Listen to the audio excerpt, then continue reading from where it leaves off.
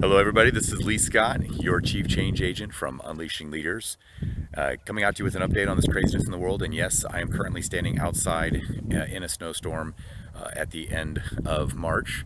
But that's how life is. There's a season of winter, there's days of rain, there's days of snow.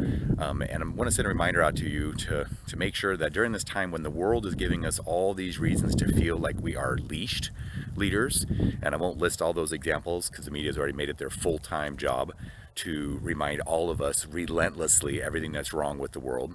But yeah, there's many of reasons to feel limited and constrained right now in terms of how we're leading and how we're taking care of our families and taking care of our teams and serving our customers and community. But regardless of the conditions, regardless of your resources, your budgets, your team, your technology, at any point in time, in any season, there's always an opportunity to be unleashed. Because let me give you an example. Between the numbers 0 and 1, that's a limit, right? It's not +2, it's not -1, right? That's a hard constraint between 0 and 1. But even within those two numbers, there's still an infinite number of numbers between those.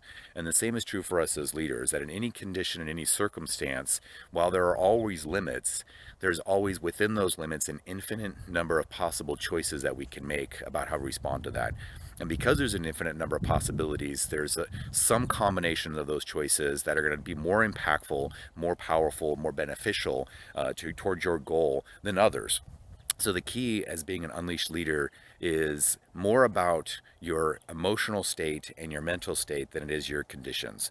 So this is a reminder to make sure that you're tapping into that with three things that I want to leave with you that you can apply in your life today. Number one, leverage the energy of fear. Right? Fear in and of itself isn't inherently such a bad thing. I mean, everybody gives it a bad racket. And yes, it's got problems and it's got impurities. But on the upside, it can be a great motivator. I mean, let's be realistic about this, that, fear might be just the thing to give you the kick in the pants to get you off the X to do something you've been needing to do for a long time.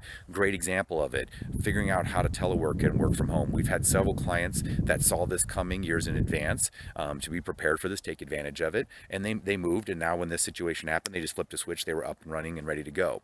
That's a shout out to our friends at the Department of Healthcare Services. But there's many other clients where they weren't ready. They were dragging their feet, moaning and whining about all the fear that working from home and employees being uncontrolled and not being productive, could potentially introduce.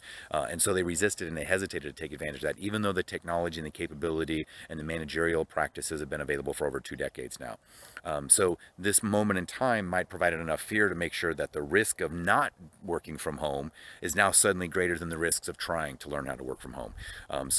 Like I'm saying here, leverage the energy that fear brings. All right, it can be a great motivator to get you to try doing new things for your company, for your business, for your families that maybe you haven't done before. However, that being said, fear is a terrible decision maker, right? So we got to wash the impurities out of that energy and then convert it into something where we can still be making positive and proactive decisions. And every school of psychology, every spiritual and religious tradition in the world has a common foundation in that greatness begins with gratitude. Greatness begins with gratitude. So what does that mean? It means in order to be really powerful and impactful and unleashed, you've got to start from a mindset and an emotional state of being grateful. And that means looking at where you are with what you have right at that point in time. What are you grateful for? What can you do? What choices do you have? Viktor Frankl's In Search of Meaning, it was an entire treatise on doing that in the most horrific conditions. So start with being great. What do you have? You're still alive. You've got your family. You've got shelter. You've got warmth. You've got clothing. Okay, what can you do from there, right? That's how great leaders unleash themselves. Number three, yes, you want to harness the energy from fear. Yes, we need to then wash that out and be able to make conscious, proactive decisions by focusing on what we're grateful for so that we can then build from that point towards our goal. The third and last thing is to be always asking yourself, though, what is my goal? What is it that I want to be doing right now to be of service, to make a difference in this world? And maybe that goal is to take care of your family. Maybe that goal is to think about how your employees are doing and what kind of support they need from you. Maybe the goal is to figure out how you can pivot, how you serve your customers or your community. Is now a time to rebuild the relationship. Is now a time to be able to innovate and create new products. This is an opportunity, again, for you to make those choices, but you've got to then provide the focus for where that energy goes. And that's what your role as a leader is, to be able to be clear on what is that goal. And I'm not talking like necessarily your goal in life or your mission in this new marketplace. It could be as simple as, what is my goal for the next hour? All right, what is the most valuable and impactful thing I can be doing? So those are 3 tips to be able to make sure that you stay unleashed in any conditions. Number 1, leverage the energy from the fear in that moment. Number 2, remember that greatness begins with gratitude. And number 3, ask yourself, what is my goal? And that will give you the focus and the energy that you need to contribute as powerfully as possible to the world around you.